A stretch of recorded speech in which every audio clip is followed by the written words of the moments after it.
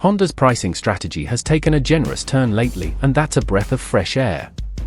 Their brilliant new Öhlins and Brembo-clad CB1000 Hornet SP costs just £9,999. The Do-It-All 25 model NC750X will set you back a piffling £7,500, and the updated XL750 Transorb, which is still one of the best middleweight adventures money can buy, is £9,749.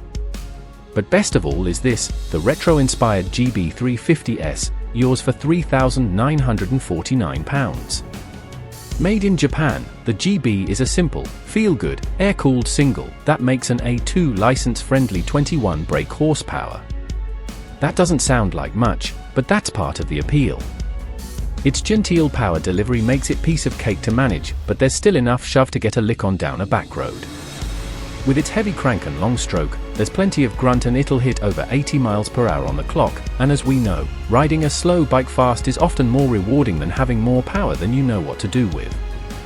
Honda's new GB350S is a delight to ride at any speed.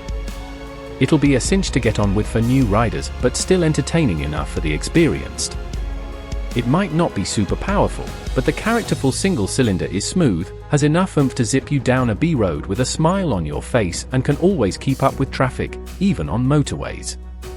It's amazing what you can do with just 21 brake horsepower. Its chassis is just as impressive, with a remarkable balance, easy steering, and an embarrassment of grip.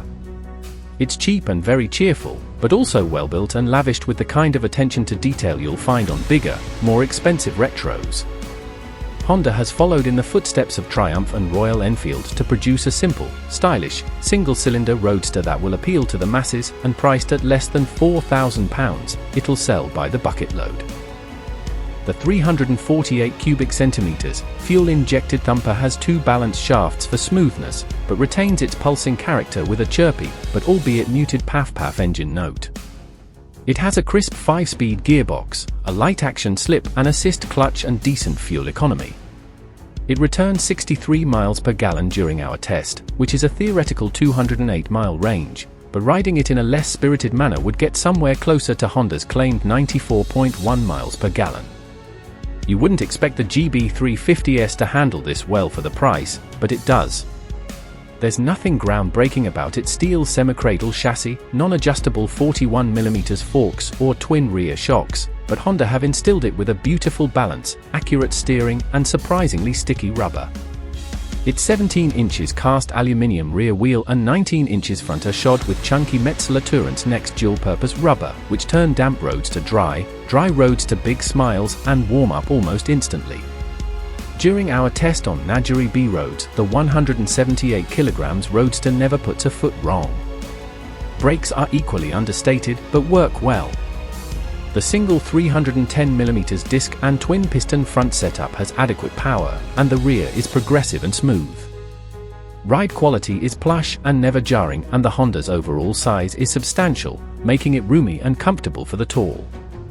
That said, the 800mm high seat is wide, and the suspension doesn't squash too much when you jump aboard, so smaller, lighter riders may have trouble getting their feet firmly on the floor at a standstill.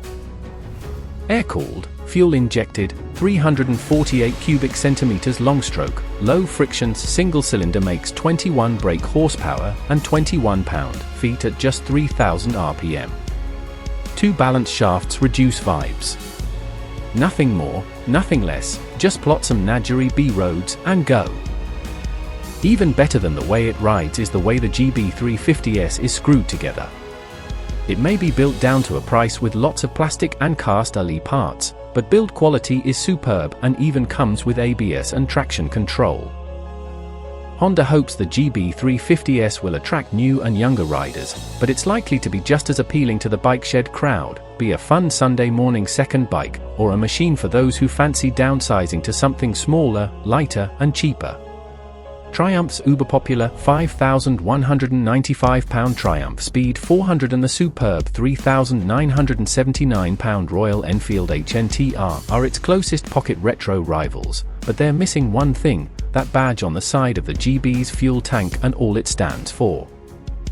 You may think rider aids are overkill on a bike like this, but they offer an extra layer of safety and confidence for the less experienced, and for that one time it saves you, they're worth their weight in gold.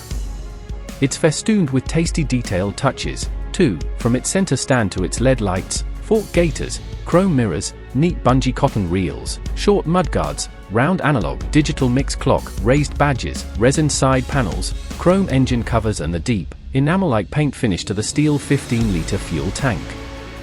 It comes in blue, black, grey, and there are also a full range of styling and touring accessories available. Analog speedo and digital insert feature a fuel gauge, gear position, time, odometer, trip, and a green ECO indicator that blinks like a neutral light. Stitched 800mm high seat is a classy touch. The GB350S is roomy for bigger riders, but those with shorter legs may struggle to get both feet on the floor.